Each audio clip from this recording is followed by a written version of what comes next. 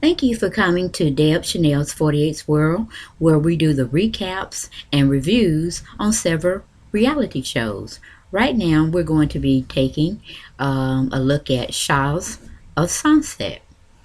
The situation goes where Reza encounters an unexpected foe in MJ when he announces plans for a surprise wedding. Elsewhere,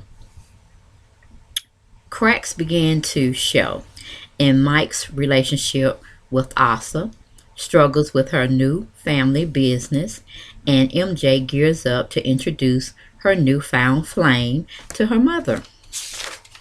Okay, we're recapping from last week's episode, and Shervin's party the night after. Okay, the first scene goes where Gigi is waking up in bed and she's trying to get her bearings together. She gets out of bed and she walks towards the window opening or slide window base out to the patio where she finds Shervin's is at. Evidently, she was in Shervin's bed, and she don't know how she got there. She don't vaguely remember the night before, but some of it is coming back to her. So she goes out to greet Shervin, and she's thanking him for sleeping in his bed, and she's asking, where did you sleep last night? And he said, well, I have to be hospitable, and I slept on the couch. Okay, and then she tells him thank you for taking care of her, just like a big brother would. And, he's out there sunning on the patio and taking, everything that happened in last night, and he's reflecting on it, and he feels some kind of negative way about it. And he goes in to let her know, you got to get yourself together. I never expected to be thinking about something after the fact of so much hostility that was shown at something that was his event, and it was a celebration, meaning happy moods and positivity should have been there. But only thing I can reflect on the next day is all the negativity that you brought to my birthday party, and I didn't appreciate it. And he stated on to her that she has got to get herself together. She has to get herself back into a positive place. And she's got to stop all this drinking and being out of control.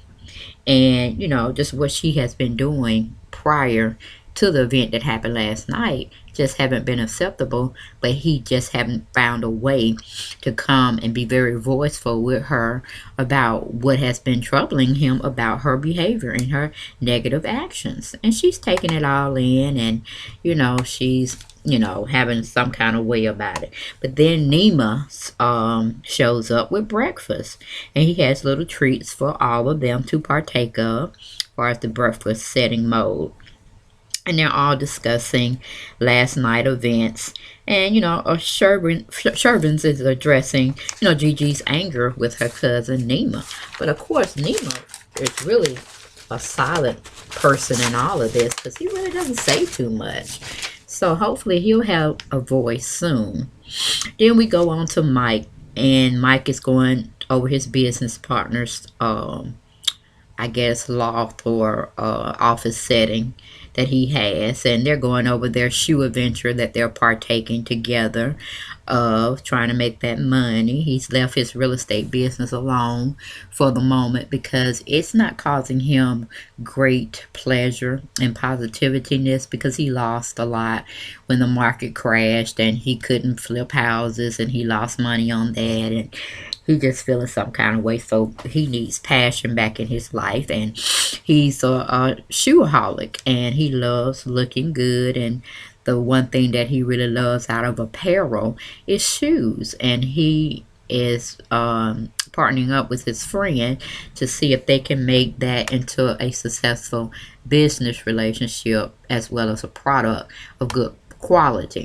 So he's hoping for the best for all of that, and they're just meeting, and I don't know why the meetings are so back to back in a sense. So I'm thinking he, meaning the business partner of Mike, is needing more money to, I guess, get the finished product out there before they have have to have a meeting with the big people or the sponsors they're trying to get to help with some of the revenue to get their shoes in production, and that it can be made in America and not over in China. Because Mike had a issue about sweatshops and Chinese people getting all of this opportunity to make products for different big organizations, and they get paid very little, and the quality of their work is poor. So he's trying to upscale everything from shipping and receiving to the construction of the shoe. And of course, he don't know, but that's going to cost a lot more money, and people are not going to want to buy his shoes like $500 a pop, like he's on Louis Vuitton scale, or Tom Ford. Come on, Mike, let's be really reasonable with your requests and your demands. But anyway, we move on to Reza and Asa and Marty, Reza's pup, and Smokey the cat, and MJ. Asa is the first one to go over to Reza's house. They're having a lunch and talking over the debacle, pretty much, of what happened with Gigi and all her negativity she brought to that event. And Reza is not thinking of the negativity that he brought when he threw the first punch with the what you call it, the cake fiasco that really started the whole debacle, because everything was fine. But I'm needing Reza to take some of his actions of the negative part he played that started the whole debacle off. And it seems like everybody's just forgetting about that issue, because he was the first one that threw the cake, or I should say the first punch that started it. And then that's when Asifa had started getting upset about her $3,000 dress being, ruined in a sense. But then, nobody's saying anything about that, and they're just like, oh, it's Gigi's fault. It's Gigi's fault. But I'm like, she was just only chiming in on what you started. So that was a bit much. So I'm hoping somebody brings that to fruition, even if it's just MJ. But anyway, they go on and tell MJ when she shows up to have a little drink and lunch with them, because it seems like they're the three musketeers and all of this, and he's already enlightened also about wanting her to become ordained so she can preside over the nuptials. He wants to partake with Adam and solidifying their relationship in a marriage legally. And MJ feels some kind of way. She said, no, because I don't like the idea, only on the basis is that you're not including him. You want it to be a surprise, like it's a birthday party or anniversary. But this is something that you and him needs to talk about, and he needs to have a more hand on the say of how things are going to be structured. And it seems like just because you have all the money, you think you have all the opportunity to make these decisions, you're not giving him his say in the thing, and I don't think that's fair. And for once, I have to agree with MJ. She's making a lot more sense. I don't know if it's because she has this new beau in her life, and he's making her be a little bit more conscious and self-conscious of her actions, but I'm like, kudos, MJ. I am really feeling what you're bringing, and you are definitely making valid points. Now, of course, Asa has a negative viewpoint about it, and then Reza definitely has a problem about it, because he's actually showing his facial features about the whole situation, as it's not pleasing to Reza. But again, Reza needs to put on his big guy boxers and just take what MJ is saying as a valid point and move on with it, and stop trying to run everything, because definitely he's going to run Adam right out of his life. And I think Adam is a good individual. He seems to be very well spoken. He's trying to learn everything when it comes to Reza's culture and how he sees things, and try to understand his perspectives. But it doesn't seem like Reza wants to do the same, and it needs to be reciprocation on both sides. And I see Adam giving his full 100+% in trying to make things work, but I only see Reza giving maybe 45%. So you need to step your game up, Reza, before you miss out on a good relationship. The scene goes to MJ and a dog groomer.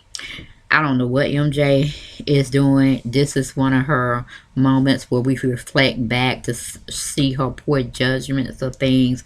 I mean, the dog went in there perfectly fine. Only thing he may have need to do, be done to him, is maybe to trim his nails, trim a little of his hair, and give him some shampoo and make him smell good and put a ribbon on her here or there. But she just went in destroying the poor dog and giving her own little take on how her little sister needs to look.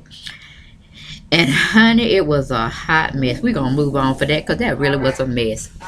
Then we go on to Arta and Ramin.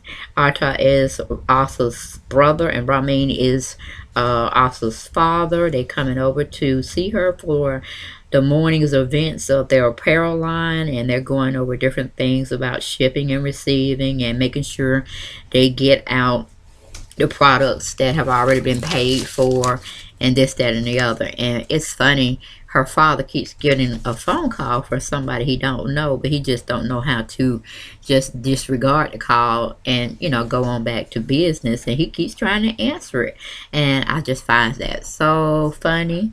And it's just a really big trip thing going on. So it's really funny how people think that they can treat their siblings and family members just like they can treat them as employees, because it never works, because it always has some type of emotions that are just brought right there to the forefront, and then you don't know if you're dealing with an employee and they're respecting you as being the leader and the person of the spokeshead for the company, as well as the major shareholder and owner of the company, or are they seeing you as their sister and their daughter, and you should conform to those set of rules?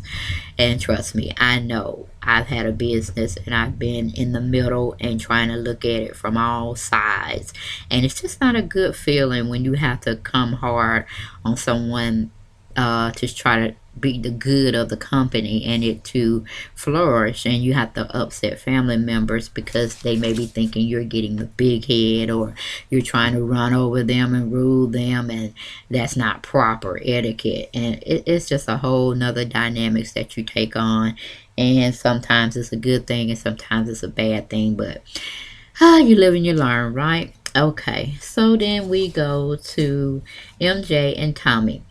They're both rolling down the streets of California, and they're going to pick up her mother's dog.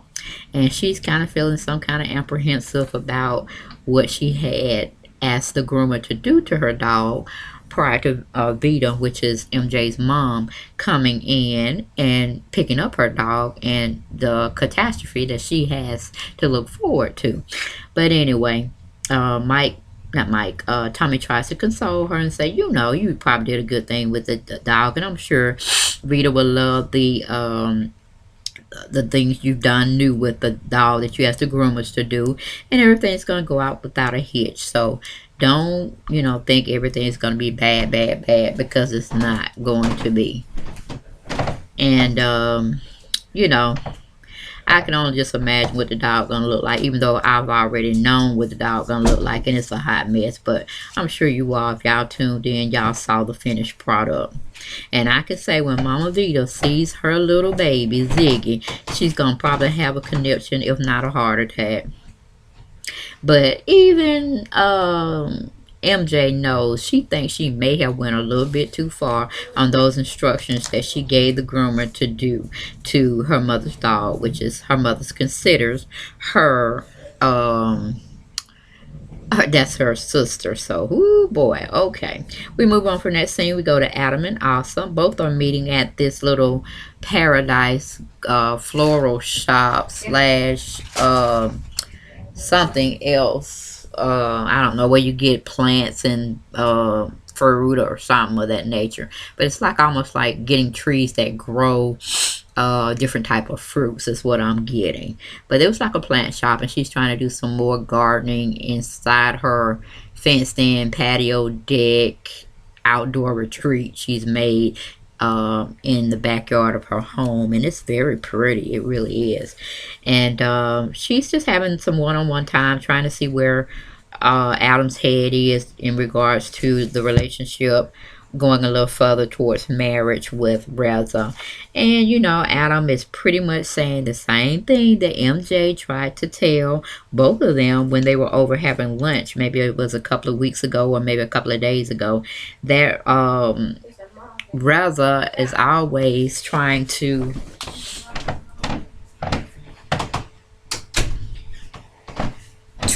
basically run everything and doesn't really take his opinions to heart, or find that his perspectives on things is a little bit one-sided. It's like Reza makes all the money, so Reza gets to make all the decisions and don't include him. And when he does include him, he's pretty much made up his mind, and he just wants Adam to go along with whatever he sees fit for them to be doing at that particular time, or the way he wants their relationship to go. It's always one-sided, and he's tired of it.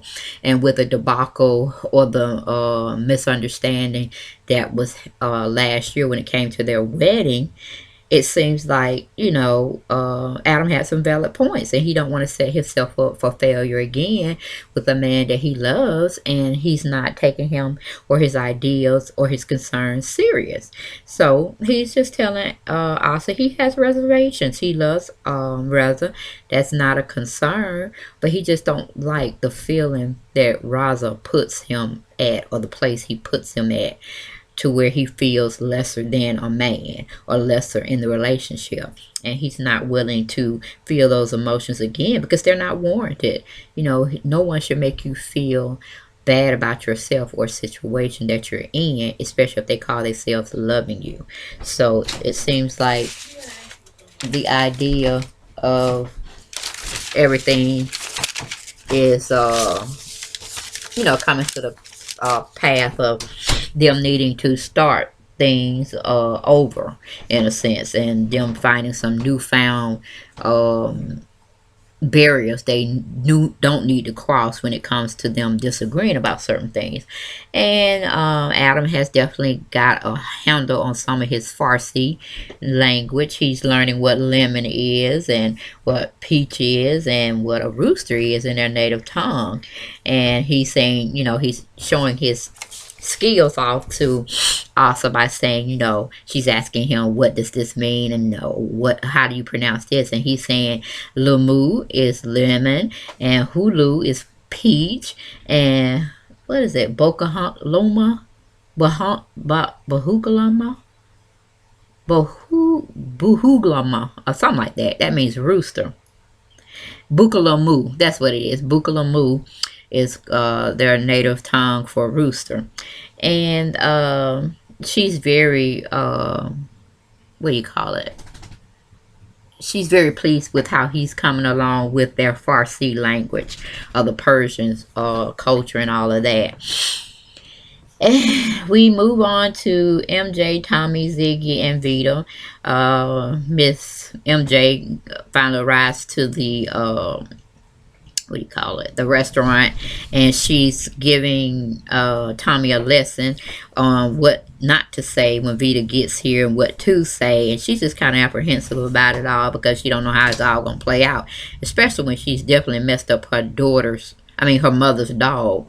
So they're going over a little here and there, and Tommy noticed first when Vida walks in the restaurant, and then MJ motions her to come over to the table, and she comes over and all this, that, and the other, and they both are just trying to greet her in the nicest way possible. And she goes in to greets her dog, and she's like, "Ooh, wait a minute, why you have this dress on, Ziggy? Ziggy doesn't like dresses," and this, that, and the other. And then she goes on and say, "Ooh, what is it? What have they done to you?" And yes, if you saw the episode, you could see the before and after shot, and it seems like the after shot was more so Ziggy getting put on steroids, and she done cracked herself out and everything. The dog looked pure awful, pure awful, horrible, horrible, horrible. I would have had a conniption myself. And then Vida go on and tears into her and says, out of Persian respect, when a person gives you something, they respect that something that they lent to you to give back to them. When they come back to pick it up, they expect for you to give it back to them in the way that it was given to you.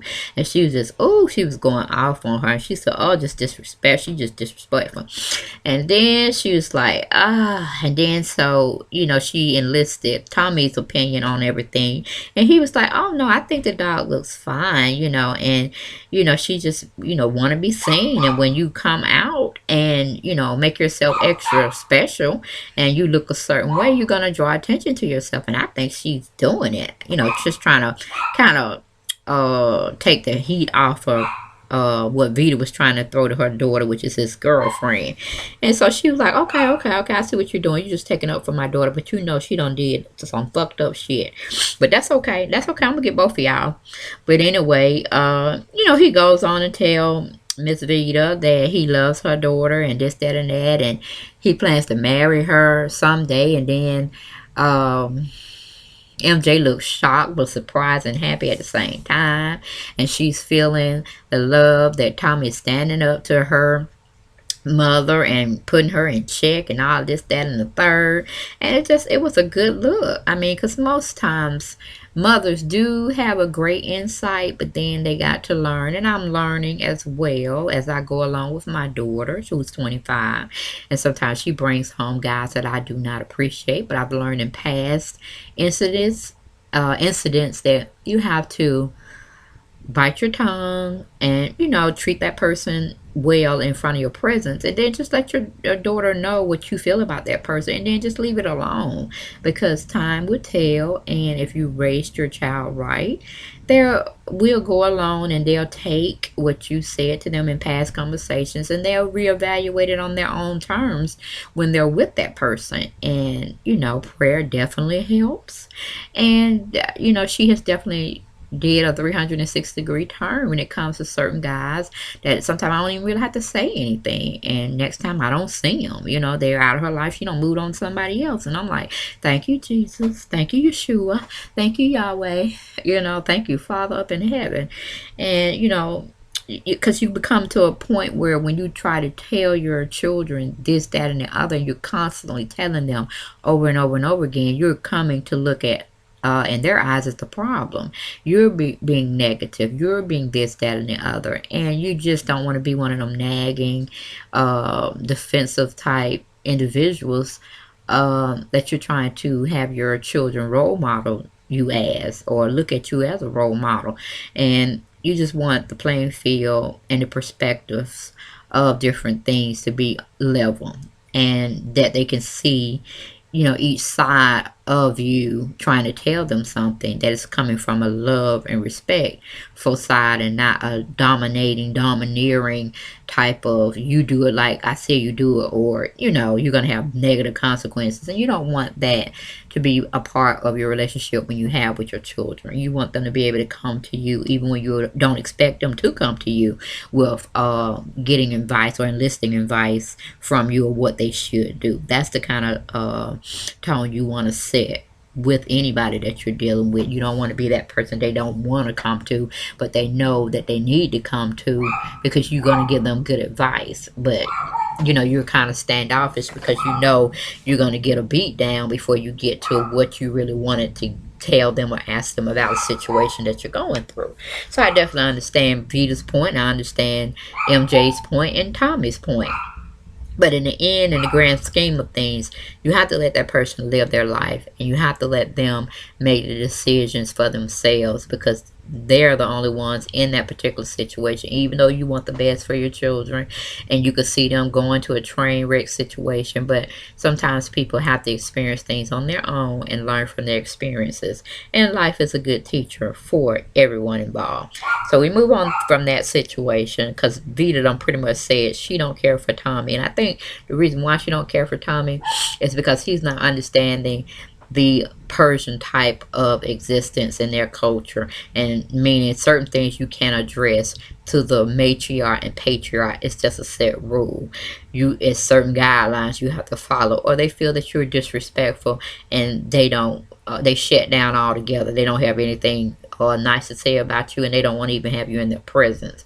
So it's a matter of him comprehending how to deal with people and their culture and their perspectives versus the Americanized way of doing things, because the two don't mix. And she pretty much told him that Persians have their set of rules and laws that they live by. Americans have their Western culture and the ways and rules they live by. And she prefers to be in our we call it society and world, but she's still gonna hold her beliefs to her Persian way of living as the standard and the moral compass she's gonna go by. So to each his own, and that's pretty much what I'll have to say about that. We move on to Mike and Jessica. They're going out for their morning retreat of eating right, doing right, being right with one another, and she wants to go to this juicer shop because I guess her juicer at home, she didn't want to make juice, or maybe it's broke, who knows. But anyway, she gets Mike to take her out to this juicer place, and he's complaining about it's $11 per juice, and what sense does that make, and this, that, and the other. But he's not a juice person, so of course he's gonna have something negative to say. But if he can throw off a $200,000-$300,000 wedding, then surely $11 juice should not be hurting your pockets. But anyway, we go from that, and pretty much Jessica's trying to talk to him about money issues, and I don't know, she's too much. She's too much. And Mike knew he was marrying someone like her, and he knew the baggage of materialism came with her because her family gave her all this type of luxury and wealth and all this, that, and the other. But that was something that was built over time,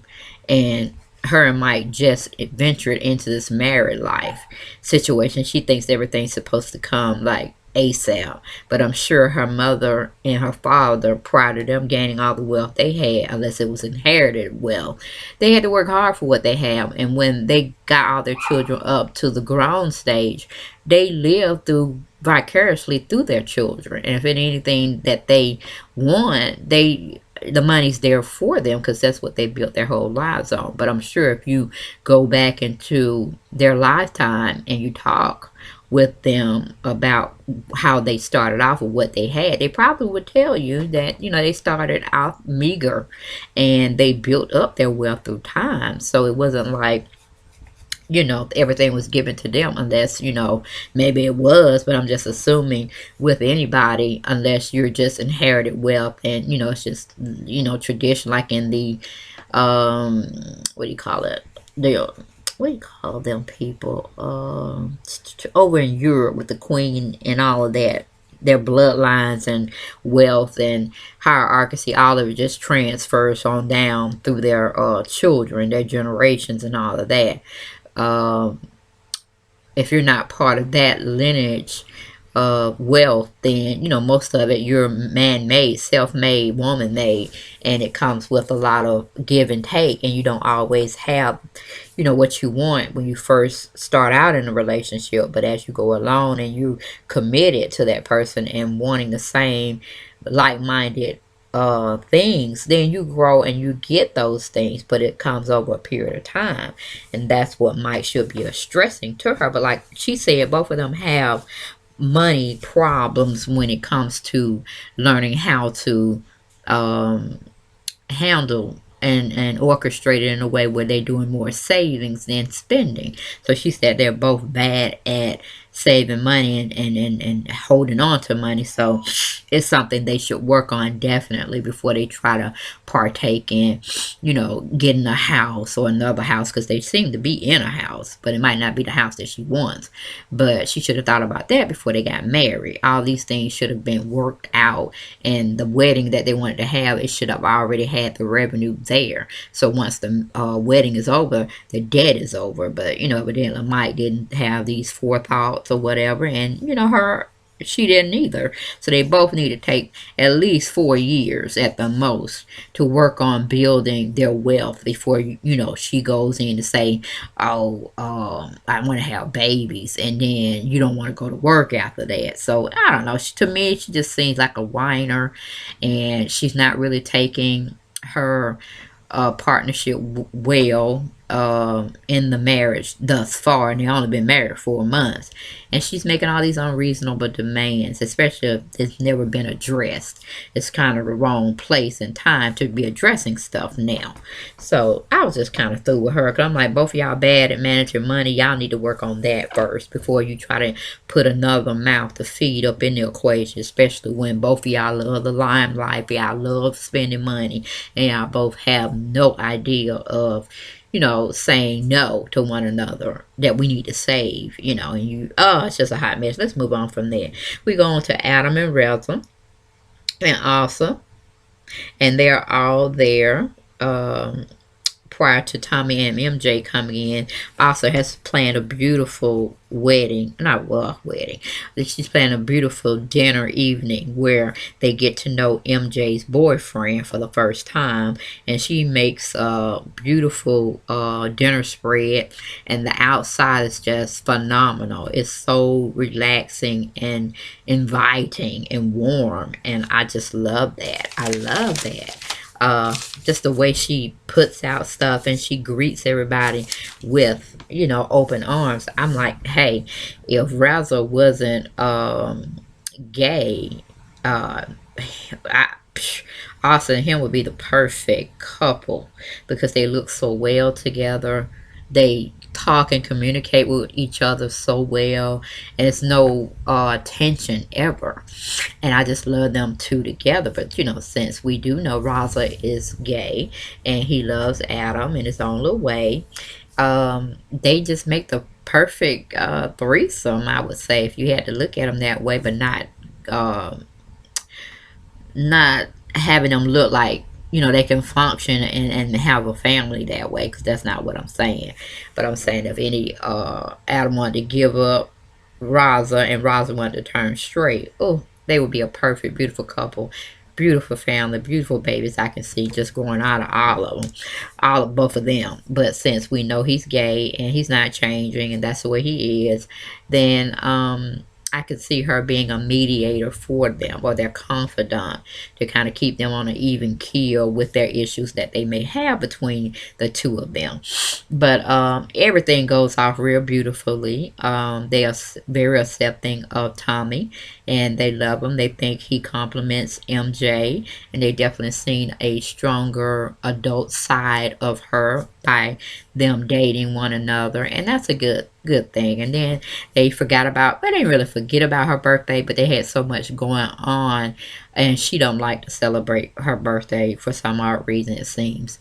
But they shower her with cupcakes and other little eatery treats for her towards the end of the dinner they had for Asa and Tommy. Not Asa and Tommy, but the Asa and MJ. They bring her out, these candles on a cake, as well as, the other eatery things. And, they're letting her know that, hey, they didn't forget her birthday. They know that she don't like to celebrate it, but they didn't want the month to go out without them showing some respect to her day. So that was sweet. And that is definitely what friendship is all about. And Asa is the epitome of a friend and a hospitable guest, host, I should say, when it comes to showering love and food and warmth for her friends and family members. She is just real, real good. So then we go on to that, from that scene, to Shervin, Nima, and Gigi. They all go out clubbing. I don't know what they think about taking Gigi out to clubbing after she definitely had the awful scene at his birthday party just a couple of nights ago. But anyway, they wanted to get out. They wanted to have fun. And everybody's doing their thing. And it seems like Shervin was basically on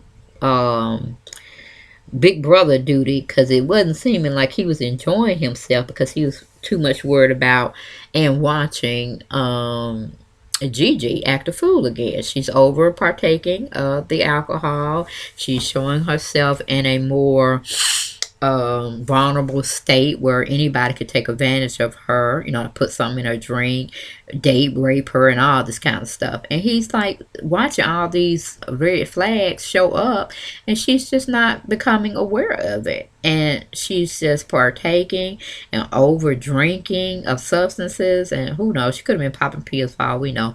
But it was just a bad scene all again. I'm like, Shervin, you're very intelligent and you know what alcohol does to Gigi. Why do you keep putting her in these predicaments when you know she's going to come acting out like a fool and she's going to look horrible? And the whole characteristics that we're seeing of her on Shahs Sunsets episodes is not a good thing, because people are going to be coming after her and the negativity and judging her and all of this. And we already know she suffers from rheumatoid arthritis. She's expressed that she has more angry moments in her life, because I guess she's not really dealing with her illness and why she was stricken with such a horrible disease and this, that, and the third. And I mean, put her in therapy, guys. This is the time to stop talking and making a conversation piece out of her and just force her to go into therapy. It's called intervention. Anyway, Tommy also goes, I forgot to say, that he is definitely expressing his love and adoration for MJ at the birthday party that they had for her slash hosting party to get to know Tommy, her new beau. So that was a good thing. Then we go to MJ and Adam. They're out walking about, well, they're in the kitchen area, I'm sorry. And they're talking about things, and she's just basically trying to feel him out to see if it was the same thing going on that she knew she had discussed with Reza, and also about them not giving him all what he needs to have as far as a voice in the relationship, and stop just listening to what Raza is saying all the time. So he kind of feels the same way she had definitely expressed to them about. And he even is amazed about how keen she is on the advice she's trying to give to him. Because usually he said out of his own mouth that usually MJ is not the person you go to for advice, because the advice that she gives you in the past was just dead off wrong. But he has to say, with the intelligence and adultness she's showing towards his situation, she definitely has made some valid points, and he can take her advice. And I was like, okay then, MJ is her new man. I tell you, keep watching for her. Then we move on to also Adam and Reza. Like I said, I kind of pre-said it, but we'll just go over it briefly again. They go back in all together, and then they come back singing in their Farsi language happy birthday to her and all like that, and it was so cute. I tell you, friends like them, that's all you need, and the world will be a better place, I tell you. But then we go on to Shervin and GG. Somehow they get outside of the club, and I don't know where Gigi thinks she's going, but Shervin follows right after her, and they have this little altercation. And he noticed that Gigi's two different people: the person that she is angry with, and that person that's coming out, and then the person that he knows she really is. And he was saying she ain't let her go nowhere with no man to get date raped or probably killed and on the side of the street, and he's just gonna deal with her and this, that, and the third. And he'll just be with this awful Gigi right now, because that's who she is right now, and he's not gonna let her go and do something she definitely will regret, or he will regret later on. And when the other Gigi comes back, he'll be there for her, because he loves both for her. So I tell you, if he wasn't gay, like I think my tendency is telling me he is, they would make a very good couple as well, because I see that he really does care for her. He don't want anything, you know pretty much what's going on with her. He don't want anything to happen to her. He loves her. He's just trying to really understand her, and she's not being really outspoken about her illness and how it makes her feel, and what she's needing to do emotionally to not feel that way. No, somebody just need to help her out. And again, intervention is a very good thing, as well as prayer. we move on from that situation, and we go back to Reza and Adam, and basically he's just telling, and this is the last part of the episode. He's just really telling, he's finding his voice. He's letting Reza know that what he did to him last year, because they both were going on the idea of knowing that it would have been a year that they would have been married if Reza would have brought his ass to the altar and did his vows and everything. But he wanted to act a fool. He got scared about a lot of things, and he just panicked and didn't show up. You know, I'm like, who does that? And who would stay with you after that? So anyway, Adam was just letting them know, hey, I love you and I want to go forward with you, but right now everything's just moving too fast. I haven't really gotten over everything that happened and transpired. It's still like an open wound, an open sore, and just talking about it just pours a little alcohol on the sore. You know, that festers pain and all of that. And he just was like too tired of Reza just making all the decisions about their life and not including him or enlisting his opinions about the situation. So, you know, of course, Reza is like, he didn't see this train coming and, you know, destroying him and breaking a little piece of his heart, because he's only thinking one way, one perspective, meaning he makes all the money, or the bulk of the money in the relationship, so he thinks he can run the show. But just because you have the money and you have the power to make things happen, as far as materialistic stuff, that's cool, but you can't own another person's feelings. You can't own another person's perspectives, and you got to really listen. And I think MJ was right when she was telling Reza, you got to listen, stop talking, and truly listen to what that person is trying to tell you, and watch their actions. And, you know, it could tell you a lot more than words can ever say. But, you know, he got the shock of his life that, hey, he ain't finna get married because you're ready to get married. It has to be a mutual decision, and you have to be at that same point. And right now, he's scared to take that leap of faith with him again, that he's going to be there for him, you know, until God says, you know, he has to call his gift home, you know, to be with him, or at least his spirit at least. You know, he's just not really ready to be set up like that again. And I understand him, definitely, because, you know, you get up there again, the only thing you think, is he going to stand me up again? Is he going to show through them doors? Is he going to be there? So I can walk down, you know, just too much. You don't want to have that insecurity or that feeling. So he did the right thing, you know, and then he got up and walked away like he don't even feel like addressing this. It's too soon. So especially when, you know, he gonna bring up the idea, meaning Raza, that they would have been married on that particular day that they're strolling down, you know, wherever they was, going down the street in the ice cream shop / cake shop.